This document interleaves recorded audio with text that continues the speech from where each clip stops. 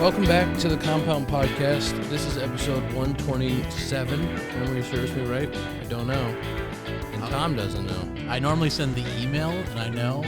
I'm not 100% sure. I'm pretty sure I think it's 127. 27. I think it's 27. Let's say 127. We're in a different place today. We are in the John Boy Media Studios in Manhattan. Tom is here in a different place than he ever is, and we are in person. Yeah, I can look at you. For the first time since spring training. Correct. Second time ever. I don't want to say a lot of good things about myself, but I'm playing hero this week for the pod. I mean, it's a great week for you. You went yard off DeGrom yesterday, and now today you're here in person in the main we were studio. Talk about that. I didn't think the DeGrom homer was going to come up. We're not going to talk about it. But before we get into what happened yesterday and the last 2 days with the Cubbies, Zack is traveling. Or is it day game today? He was traveling yesterday as a day game today. Dakota could have done it yesterday. Today's a bad day. However, it worked out. My 2 co-hosts decided they couldn't do the pod this week, so I'm playing hero. I'm here in the morning. Jake Storielli, thank you for joining us. Thank you for co-hosting the pod this week. Move some things around. Yeah, you got flexibility. You're a big deal. Kind of went with the Zack Short outfit, but with Dakota's kind of bravado and presence. When I walked in, that's exactly what I thought. I said, this guy's got bravado. And I mean, some people are saying that my Compound episode from earlier this year was one of the biggest episodes. So, I mean, for a last-second guy to bring out of the bullpen, I don't know. I feel like I got Scotty Efros coming out of the pen Feels right like now. a That's what big I day. feel like. We have to say that this episode is brought to you by Parse Rum. When I say Parse, you say rum. That's what we do. So I say Parse, you say rum. So I say Parse. Rum. Yes. We love Parse. There's some Parse chants in New York this week. Did you ever get Tom some Parse rum? Wasn't that? I feel like the last time I checked in with you guys, that was supposed to happen, and then I don't know if it did. Can I? I haven't told the story in the pod. My dad wrote a letter to the president of Parse, and he sent a bottle to our house thanking him for my efforts for the company. I swear to God. This was about 2 months ago. I've been waiting to drop out an episode, and this feels like the right time. So there you go. That's the type of company that Parse is. Yeah, free bottle. bottle. Is that they will send you a bottle of rum and thank you for helping the company. That's who they are. Now, note, Ian Compound had nothing to do with that. That was all Steve Preisman. Okay. We love Steve. Shout out. Shout out, Steve. We're gonna finish the ep with a call to Steve. All right, well, we should start by talking about what the Cubbies have done the last 2 days. Okay. Cubbies have gone into New York against a very good Mets team and won the first 2 games of the series. Yeah. I think you just did a sound effect. Did you do a sound effect? No, I did not do Yeah. that. Sounded like one. So I heard that. That's just my laugh. That's natural laughter. It sounded like someone striping one off the tee box. That's- Maybe you just get that from my Instagram. I actually want to compliment you. Obviously, the DeGrom homer, kind of over it. Every time I've checked in on the Cubbies, the boys are battling. Like, there was some teams when I'd click around in, like, late August, just, see what's going on. There's a pitching matchup I like or whatever. The dog days hit everyone in baseball. But the Cubbies, every time I turn them on, guys are hustling, different guys are doing something. I've been impressed because, doing talking baseball and stuff, we get lost in some of the pennant races and things. With the Cubbies, and, I was wondering kind of where they're at because you guys had some signings this offseason. The Cards and Brewers kind of ran away. Rossi, it's always like, the young managers were sexy for a little bit, and then all the old guys started getting hired. But every time I tune in, I've been impressed with Rossi and the Cubbies because it's been like, you guys, every time I check in, you guys are battling. That's really nice to hear, and I appreciate that. The Cubbies have been playing 500 ball since, tell me when, but maybe mid-June. Maybe mid-June, Okay. The Cubbies have been playing 500 ball, and like on a team that had to go through a deadline and a lot of, some veteran bullpen guys got moved. Yeah. Scotty, Scotty, of course, like with some starting pitchers that haven't been healthy, like that's tough. And for guys to continue playing hard, playing the game the right way, like it's been fun to be a part of a bunch of close games. Sometimes it stinks because you're in so many. We got to be up there in 1-run losses this year and extra innings. I think we're probably leading the league in extra innings. So like that stuff can wear on you and it can be tough. Rossi's done an unbelievable job of like bringing energy every single day and keeping that up and like that expectation of like, hey, no, we're here to win baseball games. We're here to compete every single day. And so coming into New York, we just had a little bit of a tough stretch where we struggled and lost a few series in a row. And coming into New York and feeling like against Bassett, we went out there and competed and put up some runs, and bullpen did a good job locking stuff down. And then last night against DeGrom, like I know he just broke a record for 6 innings, three or less, right? Yeah. Like 50-some consecutive starts. Like when you score 3 off a guy in 6 innings, like that's a quality start. That's really good. Yeah. And like if any of our guys went 6 innings and gave up 3, I'd be like, great job. Let's go win the game. You gave us a chance. Yep. But when you do it against him, it feels really, really good. Like that's when you do what against him? When you score 3 runs as a team. 3-2 pitch. When you score 3 runs as a team, it feels really good. Is that second deck? Yeah, Where'd that one come down? That was a good one. That Landed in my apartment in Brooklyn, actually. Yeah. No, it did not. It was a nice home run. The day before I'd pulled one off of fellow John Boy Media member Trevor May. I just missed. Oh wow! I was just yanked one like 5 feet foul. It was one of those ones that's fair the whole way, fair the whole way, and then goes. Whoop. And then he punched my ticket. So thanks, Trevor, for that. Thanks, Trev. Yep, appreciate you helping the company. Yep. He's going. Well, he'll be a free agent this year. Maybe he signs another 2-year deal, and then next year he gives you the. When he's. That's how it works. Yeah, that's. Yep. I think so. Okay, so many questions. Okay, really quick. Cubs since June 26th, 33 and 37. So almost 500 ball. Okay, we win today. You homer off Jacob DeGrom. Whatever. Fine. I've hit 2 home runs off Andrew Skip in Little League. My best friend growing up. Smiling around the bases. Gotcha. After the game, I'm sure you probably have some plans. You come to the city, some team dinners with the boys, things like that, whatever. If you do something like that, does that change your night at all? Because, like, for me, I'm an experienced guy that, like, if I did that, I would be like, you know what? I'm going to have a Manhattan tonight because I want to remember this. Like, got DeGrom, I had a steak dinner and a Manhattan. Does it change the rest of your night at all? No.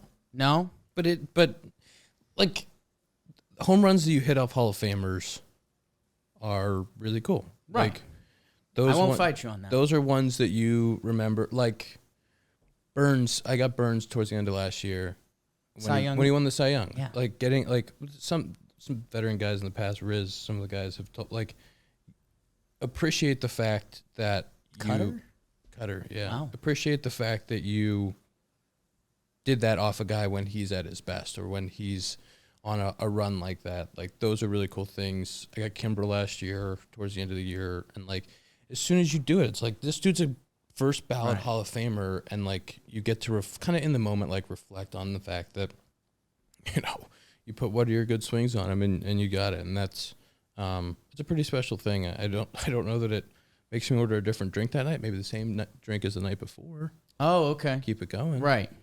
Okay. But yeah, that's it's one of those like special moments you get to put in the bank. Be like, yeah, that was really cool when I did that thing that one time.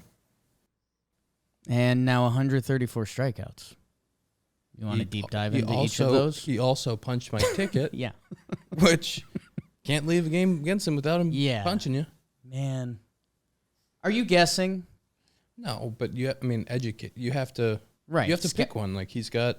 He threw me 4 different pitches last night. Threw me, heaters. The changeup's new, right? Isn't he mixing that in? That's my second at Which bat. is good for him. Yeah, he threw me 2 changes my second at bat. He opened me with curveball in the first 2 at bats, which is like, I hadn't seen that. I've only faced him one other time, but like, I don't know if you remember, we did an episode like right after you faced him last year, and you talked about that You saw the fastball well, you said. You felt like that was the one pitch you kind of saw, and that was obviously 99.5 miles an hour last night. Yeah, he went 3. He came out of the game last time after 3 innings.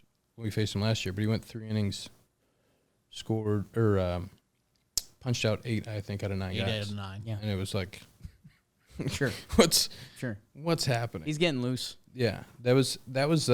You were also very upset because the 0-0 pitch was up and in. It was a ball. Yes. I went to watch the at bat yesterday before when I was going through my prep work, and it was like first pitch he threw me was 3 balls in off the plate at 99. Like hit. I'm like, you can't call that. You give him that. You can't give him that. He is one of those guys that, like, the whole dugout is, if there's ever a ball called a strike, the whole dugout's like, isn't he that? Right. You can't give him that. Everyone gets so fired up because, like, he gets any extra strikes. He's already got the advantage. He's has a 1-2 every year. Yeah. He's it's unreal. When he first came back, and it was like, DeGrom's back, and it's like, oh cool, the Mets are doing well. Like, let's see what DeGrom looks like. His arm looks like it's in, like, fast forward. Like, he goes into his windup, it's kind of gentle, and then it looks like it puts it on 1.5 speed, like, just coming through. It's just so loose and whippy, and the heater absolutely explodes. Yeah. And he's throwing 92 to 94 mile-an-hour sliders and a 94 mile-an-hour changeup. Those are tough. So if you like those things, Yeah. you're into that kind of stuff. Yeah. That's Who do you think's the team out of the NL? Ooh. It's a great question, Ian. This is why we don't do show notes, so I can get a genuine reaction good. out of you. So I'm out on the Central. The Cardinals are fun. I love the storylines too. When I fill out an NCAA tournament bracket, I love storylines. I love seeing, like, Patino's going to match up against his son in the second round. Like, I'm going to pencil that in. Like, I believe in storylines in sports. The Cardinals have that. Like, Albert, Yachty, Waino, and this new generation of Cardinals that when the Cubs throw 10 figures at you, you could be seeing for the next 10 years. We'll see. Dodgers. Okay. Yeah. Out to win a $112 this year. Cool. Yeah. But they don't have the horses that you normally think of with the Dodgers. Yet they do. It's Kershaw. He's back. Urias. He's the new horse.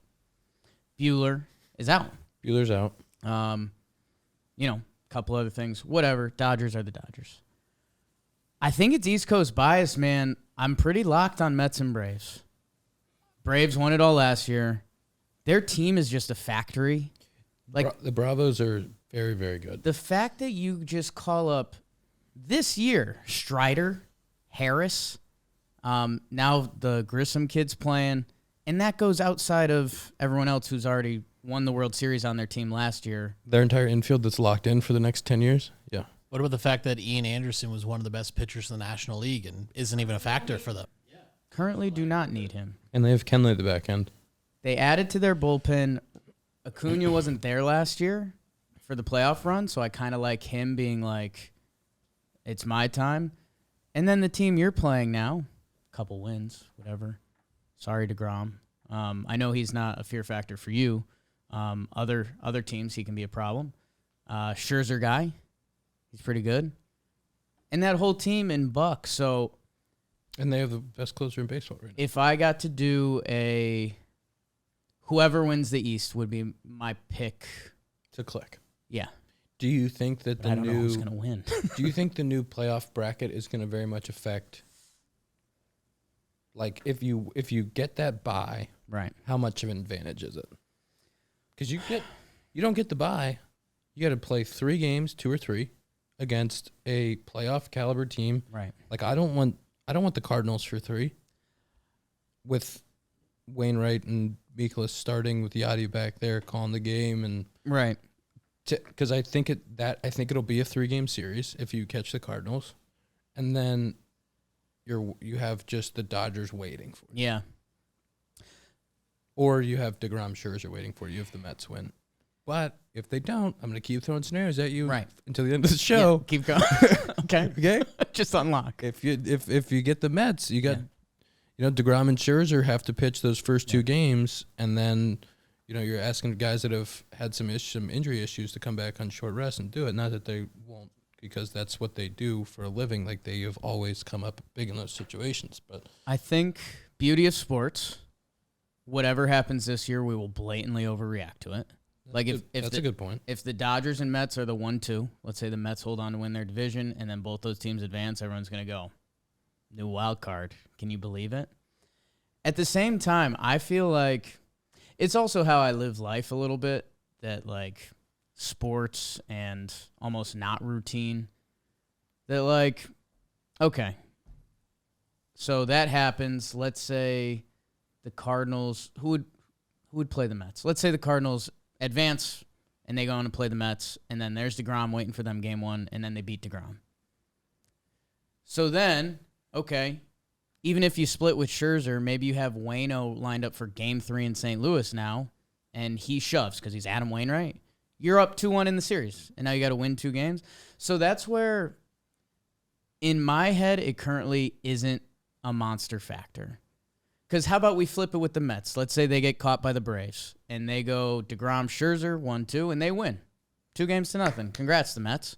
They go into their DS series. There's Bassett and Taijuan Walker. And then they get to reload game 3. And then you have DeGrom, Scherzer. So that's almost like a different trap of its own. So I don't know. I want to see it play out over the years.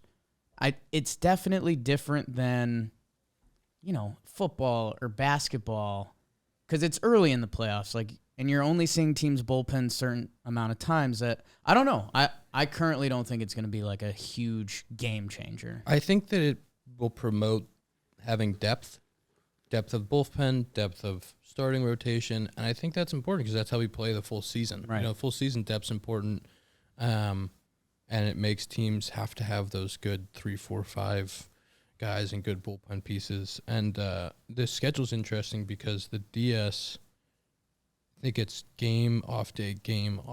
Yeah. So that there will be time for those guys that threw to get some rest and be back for. And I think that's a good thing that they did that. It's a weird schedule for a DS because we're used to kind of 2 off, 2. We looked at it for like our, October's a pretty big month for John Boy Media, and we're like, wait, they're okay. Didn't know they were doing that, but good. And then they're playing good like the CS straight through, right? Like it's a very interesting. Yeah, they that first round, because that was the whole thing. We were like, okay, the DS, you are getting this huge leg up, and then we looked at the schedule and we're like, all right, with off days, you're kind of good. And then I think they're trying to get the CS more towards, because the 2020, the COVID year, they did series straight through. My Yankees had put so much into their bullpen, and it was like, well, that plan kind of stinks because you're a team that doesn't pitch relievers 3 days in a row, which there's science there. Cressy, what's up, my guy? Davey Garcia started a must-win game. Yeah, the Davey Happ game lives in infamy. But I don't know. It makes everyone you talk to in baseball says that that's the way it should be. And it makes sense. Yeah. It makes sense. Before we move on to the next thing, which is an important topic for us that we've been doing the last few weeks, this is where I get Tom to say things about the Yankees. I want to talk about Mugsy Jeans. Oh. Are you a Mugsy Jeans guy? Yeah. So Is he a Mugsy Jeans guy? Ian, so I torture Tom with a lot of stuff. Me too. Yeah. It's something we have in common. We bond over that. That's our text And thread. good hair. And the lettuce. So we did. That was one-on-one blitzball, right? That was the 1 inning league, correct? So Tom, editor extraordinaire, content guy. Appreciate you. So we teamed up with Mugsy for that because they're in our net now. They originally, John Boy, those were the jeans he wore, favorite jeans.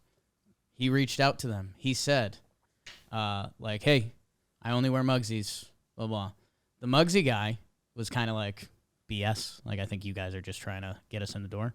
They looked up, all their Mugsy orders, and they saw 4 orders from Jimmy O'Brien, and they were like, okay. No. So then we brought him in. They did the 1 inning league, and we wanted to be creative with our partnership. Of course. So we did a little green screen thing, and I don't know if the full behind the story has been told, But we were like, oh, we'll do something funny where we green screen it in, and it'll be entertainment while we do it.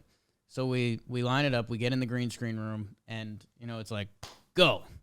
And Jimmy was like, what do you mean go? Like, that's not how Jimmy operates. Yeah. Like, what do you want? Luckily, That's how you operate. yeah, in a past life, my second city kicked in, and I just did, name something, fishing.